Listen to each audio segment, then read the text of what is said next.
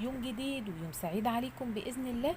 النهاردة هنعمل جولتنا من كورنيش اسكندرية علشان نشوفوا النحر اللي حصل والهبوط اللي حصل في شارع البحر. يلا بينا مع بعض نبدأ جولتنا. بس يا ريت ما تنسوش تدعموني بالاشتراك وتعمل سبسكرايب للقناة، ولو أول مرة تشرفني متنساش اللايك. طبعا زي ما حضراتكم شايفين ده الهبوط اللي حصل في الرصيف أو شارع البحر.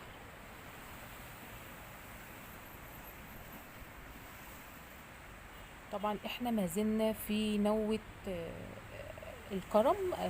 خلاص احنا دلوقتي تقريبا في اواخر نوة الكرم. امبارح كان الجو صعب جدا. كانت عواصف ورياح وامطار غزيرة جدا ادت للمنظر اللي حضراتكم شايفينه ده. نهر البحر ادى لهبوط الرصيف او كورنيش اسكندرية. دي شواطئ سيدي بشر. طبعا حضراتكم شايفين الموج عامل ازاي. البحر شكله مرعب و سائر جدا. مع ان الجو كان حلو النهارده عن امبارح كمان. الشمس طالعه وكان في هواء. نعم، بس البحر الامواج مرتفعه جدا. في نسبه خطر. يعني بننصح اي حد موجود في المكان ممنوع الاقتراب خالص. لان الكورنيش ممكن يقع في اي لحظة.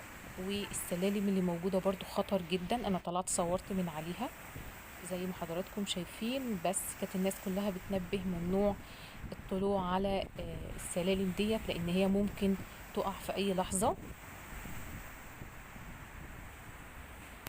طبعا زي ما حضراتكم شايفين، لولا الشغل اللي موجود قدامكم دلوقتي في الفيديو، الحاجز اللي موجود ده على شكل لسان في قلب البحر، كان زمان شواطئ سيدي بشر اصلا او اسكندريه، شواطئ اسكندريه كلها غرقت.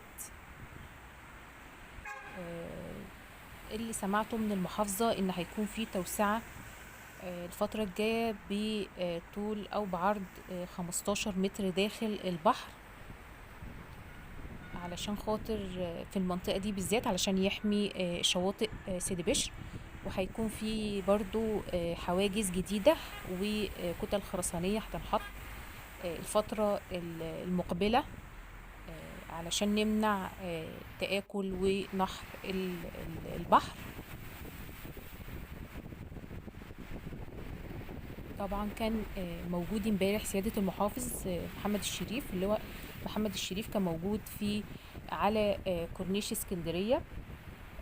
أول المشكلة دي ما حصلت كان متواجد وأمر بإعادة إنشاء الرصيف أو شارع البحر تاني. حتى لما رحت النهاردة برضو لقيت مسؤولين من المحافظة متواجدين النهاردة كمان، وعاملين شريط أصفر على الهبوط علشان خاطر ممنوع الناس تقترب منه، لأنه هو خطر جدا ممكن في أي لحظة يقع. ده الشريط اللي موجود، والمسؤولين كلهم كانوا موجودين متواجدين في المكان من المحافظة.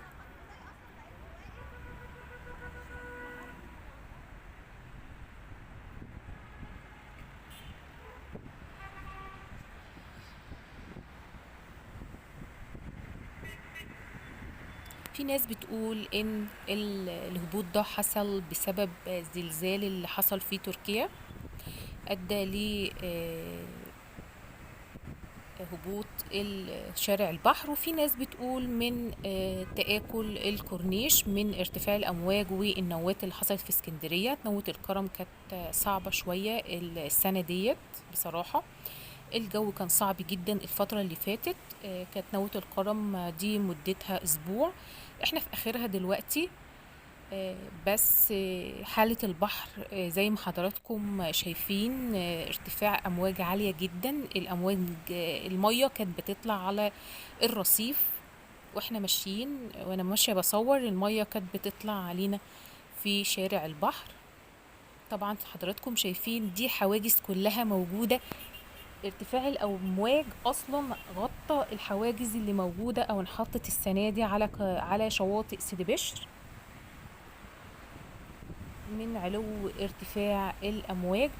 الشمس طالعة، الجو حلو، بس الدنيا هوا وعواصف. انتظروني في جولات كتيرة جاية عن اسكندرية.